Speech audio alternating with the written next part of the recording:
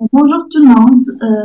Je tiens tout d'abord à remercier énormément les organisateurs de ce colloque et tous les intervenants. Alors, je me présente, je suis Faiza Etessa, enseignante de cycle secondaire qualifiant et doctorante à la faculté des lettres et des sciences humaines, Mohamedia, au Maroc. Alors aujourd'hui, je vais vous parler des défis liés à l'accès à l'éducation pour les enfants des zones rurales. Alors, comme vous le savez, c'est un défi majeur dans de nombreux pays et notamment dans les pays en développement. Alors, certes, actuellement, on ne peut pas nier que des progrès significatifs ont été remarqués et réalisés pour garantir une éducation universelle.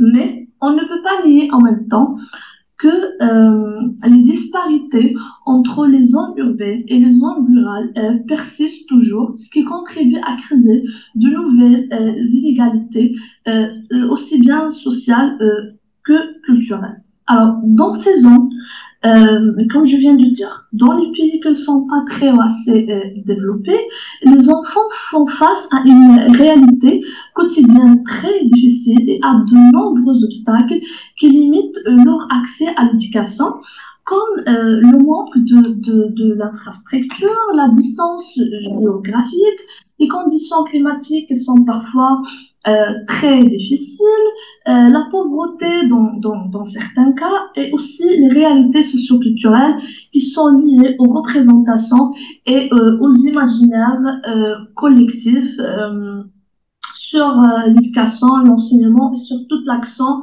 pédagogique. Alors, au Maroc, ce sujet était et elle est toujours un défi et il y a des priorités majeures dans le domaine de l'enseignement. Alors, la charte nationale, par exemple, la charte nationale d'éducation et de formation, qui est un document de référence, et toutes les autres réformes et tous les autres documents pédagogiques officiels qui ont été publiés par la suite, ont insisté sur le droit de tous les enfants, garçons et filles, à l'enseignement, que ce soit en milieu urbain ou en milieu rural. Alors, à ce niveau-là, on peut confirmer que l'État a consenti d'importants efforts pour améliorer l'enseignement dans ces régions, mais on ne peut pas dire aujourd'hui que le problème est réglé à 100%. Il y a encore un long chemin à parcourir pour améliorer les conditions de l'enseignement dans ces zones. Alors, un rapport parlementaire a abordé dernièrement la problématique du logement dans ces régions rurales. On parle surtout des internats. Alors, ce rapport précise que le niveau requis pour la création de ces internats qui accueillent les apprenants n'a pas été atteint. Bon, ce qui contribue grandement au décrochage scolaire.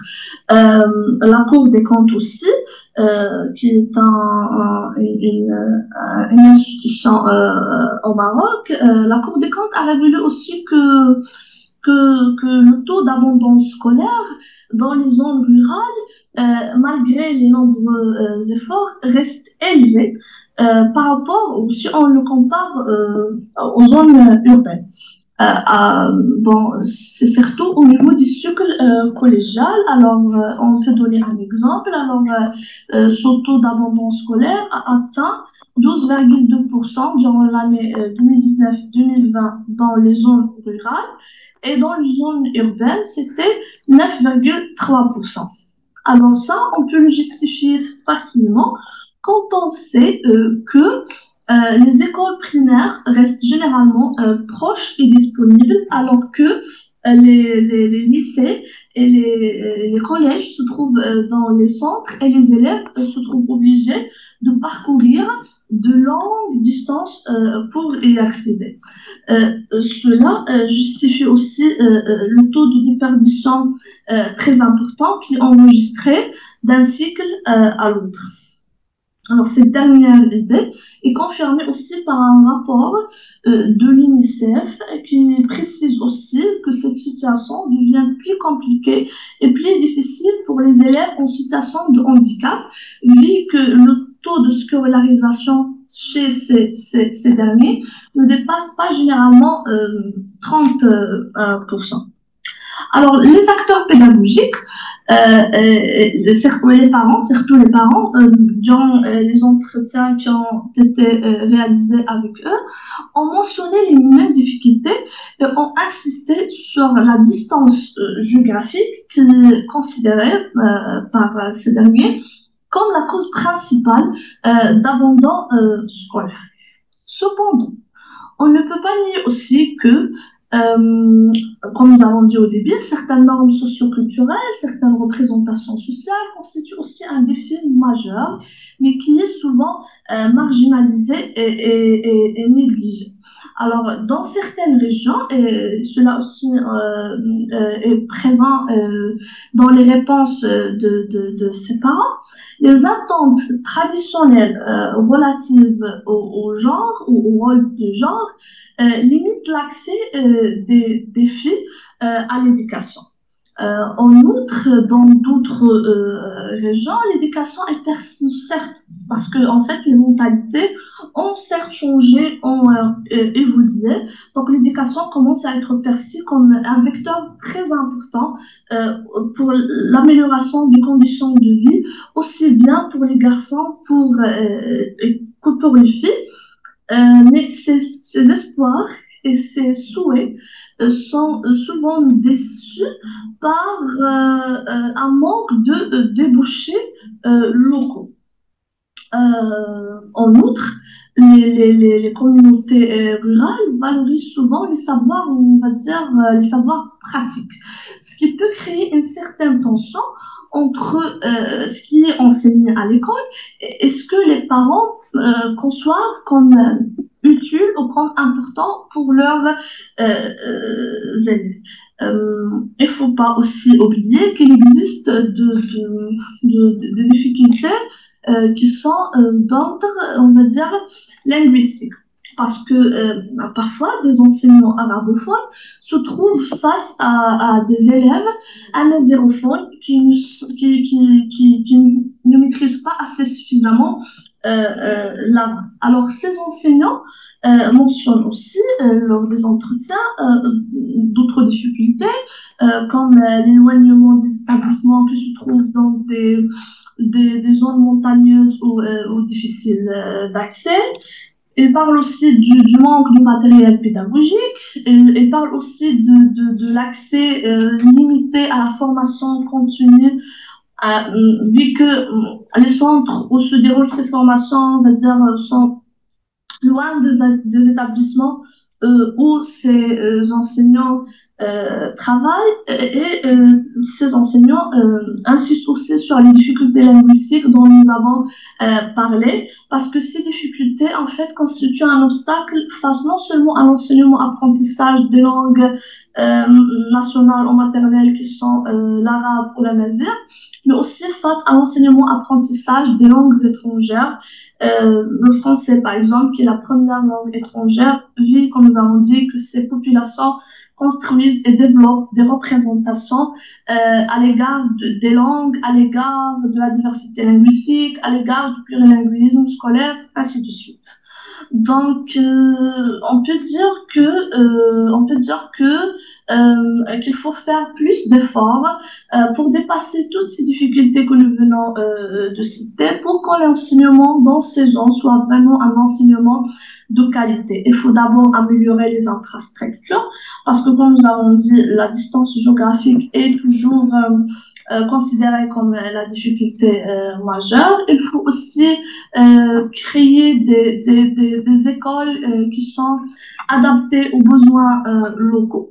même si cela peut paraître comme un objectif très difficile ou très ambitieux, pardon, mais il est temps pour donner la priorité à l'école en marche.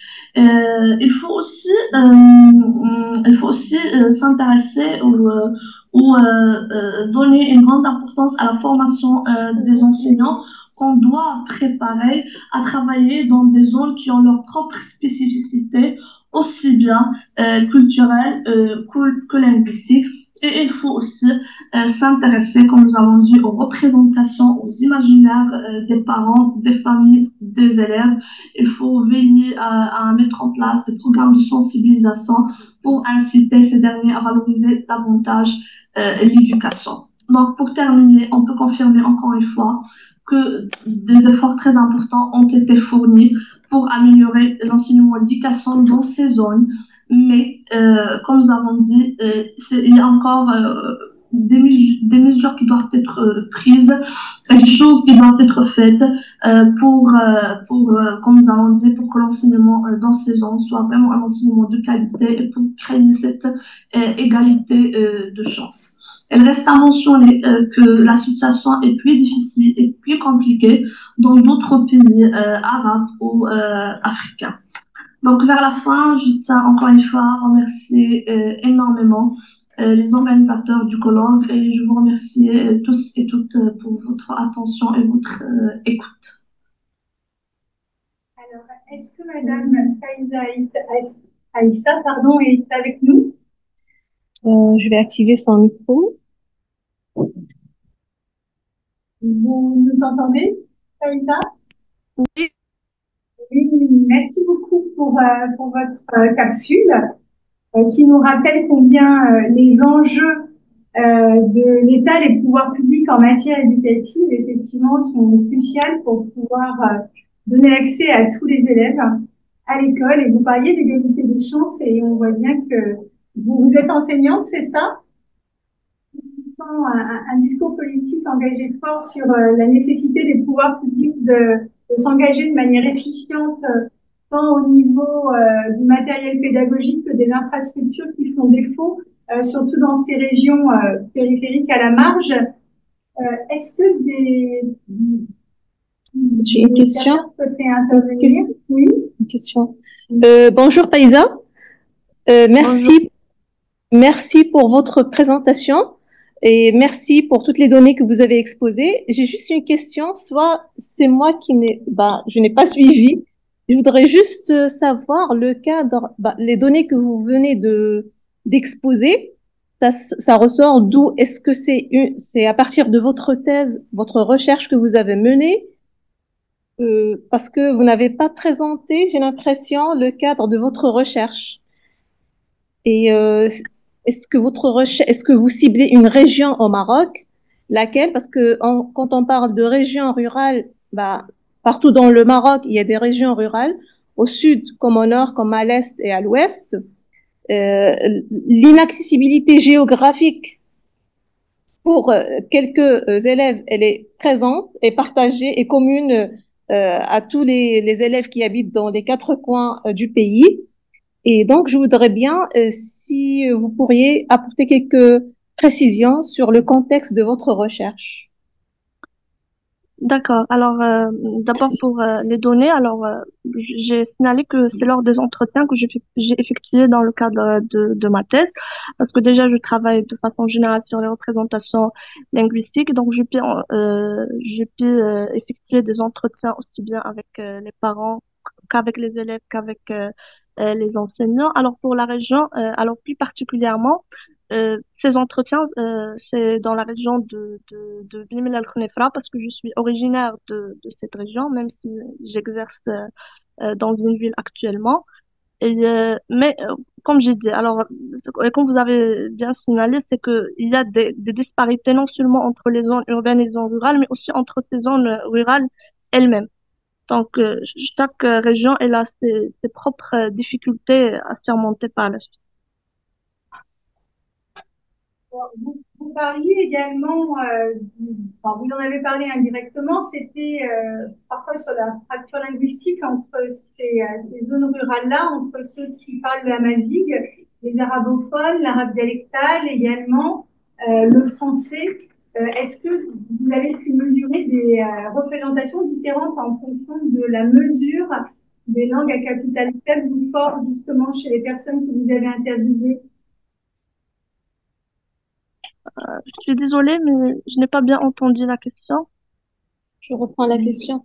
Donc, Madame Émilie vous a posé la question par rapport au fait, est-ce que vous avez recueilli des représentations que les parents et les élèves font des langues en présence dans le contexte que vous avez, sur lequel vous vous êtes focalisé. Donc, du moment que le Maroc reste quand même un pays plurilingue où il y a une coexistence de la mazir, du français, de l'arabe dialectal, de l'arabe standard, je dirais de l'arabe dialectal aussi du sud. Et donc, est-ce que vous avez pu recueillir les représentations que et les parents et les élèves, y compris les enseignants, font de ces langues pour comprendre mieux les raisons du décrochage scolaire? Vous avez parlé de la fracture linguistique, c'est-à-dire une certaine insécurité ou une non-maîtrise des langues de scolarisation. C'est bien ça, donc les langues de scolarisation. Et comment vous avez pu recueillir cette information auprès des parents, des élèves et des enseignants également? J'espère que j'ai pas déformé. D'accord. Alors, bon, dans le cadre de ma thèse, je travaille sur ce point de façon directe, c'est-à-dire les représentations linguistiques. Alors, ce que j'ai pu remarquer, c'est que ces représentations sont vraiment très, on peut dire, variées ou opposées. Alors, pour certaines familles ou certains parents, ils valorisent uniquement les langues nationales, mais dans d'autres cas, c'est pas automatique et c'est pas évident. Alors j'ai rencontré certains parents qui disent que par exemple, c'est pas la peine d'enseigner les mézières, même si c'est une langue nationale, parce que déjà nos enfants ils la maîtrisent, donc ils partent à l'école pour apprendre d'autres langues comme les langues étrangères. Alors c'est la même chose encore pour les langues étrangères, si on parle du français ou de l'anglais. Alors, certains les valorisent assez, mais d'autres encore, ils ont des représentations, on va dire, défavorables à l'égard de ce plurilinguisme scolaire. C'est-à-dire, ils disent que, bon, actuellement au Maroc, pour un enfant du cycle primaire, il est censé apprendre aussi bien la mazir, il est censé apprendre l'arabe standard qui n'est pas encore sa langue maternelle parce que la langue maternelle c'est l'arabe dialectal. Il est censé apprendre le français et actuellement aussi on parle de l'anglais. Donc certains parents et même certains enseignants disent que on peut dire c'est trop pour cet élève de 6 ans ou de 7 ans d'apprendre toute cette langue en même temps. Donc c'est surtout, j'ai pu remarquer des représentations à l'égard de cette diversité linguistique à l'école et non seulement à l'égard des langues en elles-mêmes. Et je reviens à dire encore ce que j'ai dit dans la présentation, c'est que les difficultés linguistiques sont aussi très présentes dans ces zones parce que comme j'ai dit, alors parfois nous avons des enseignants arabophones qui sont censés enseigner des élèves amazigophones qui ne maîtrisent pas du tout l'arabe. Oui, et donc ça complique encore davantage la situation aussi bien pour ces enseignants que pour les élèves eux-mêmes. Est-ce que vous connaissez les travaux de Hamel Boukous dominant ces différences? Oui, je connais très bien les travaux de Monsieur Boukous. Essentiellement, et aussi, j'ajoute les travaux de Leila Messaoudi, qui est une grande, sur la sociolinguistique, la sociodidactique, justement, et sur les questions qui portent sur les représentations des langues et de l'école. Les questions genrées, justement, dans l'éducation, dans le Maghreb et au Maroc en particulier. Pardon? L'éducation genrée, ce qui est assigné à la fille. Oui, au genre, à la question du genre. Bon. Juste une question, s'il vous plaît, Faiza, c'est la population sur laquelle vous avez travaillé, les élèves et les enseignants, c'était quel cycle? C'est le primaire, collège ou lycée? Bon, je me suis concentrée sur le primaire parce qu'en fait, on constate l'abandon scolaire du primaire vers, c'est-à-dire plusieurs élèves, ils ne contiennent pas leurs études. Ils commencent avec le cycle primaire et puis l'abandon scolaire commence au collège et au lycée. Parce que comme j'ai dit tout à l'heure, les écoles primaires sont généralement proches, mais les collèges et les lycées se trouvent dans les centres. C'est parce qu'il y a un village, puis il y a plusieurs on veut dire tribus qui vivent autour de ce village, donc ils se trouvent obligés de parcourir de longues distances et c'est là vraiment que commence l'abandon scolaire à cause de cette distance géographique. D'accord, merci. Est-ce que une autre intervention? Alors, pour tout vous dire, on a dépassé le temps imparti, mais s'il y avait encore une dernière question, vous pourrez se donner encore 1 minute, 2 minutes pour répondre. Juste une petite précision, c'est que dans le cadre des réformes éducatives qui ont été mises en place au Maroc, le dernier texte, je dirais le nouveau-né des réformes, c'est la vision stratégique qui date de la vision stratégique 2015-2030 pour l'éducation. Donc là, il y a eu en fait des pénalisations vis-à-vis des parents qui n'encouragent pas les enfants. Voilà.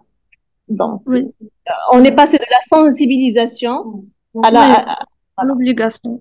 Là, il y a un texte, je vous renvoie à la vision stratégique, au texte de référence, et donc vous allez trouver dedans l'article qui sanctionne et financièrement et aussi devant le cours de justice. Voilà. Merci beaucoup à tous les intervenants de cette session, d'être intervenus en présentiel, en distanciel ou par capsule. Nous allons donc clôturer cette journée, cette deuxième journée de colloque. Merci à toutes les personnes présentes dans la salle. Merci pour votre aide précieuse. Je vous en prie, avec plaisir.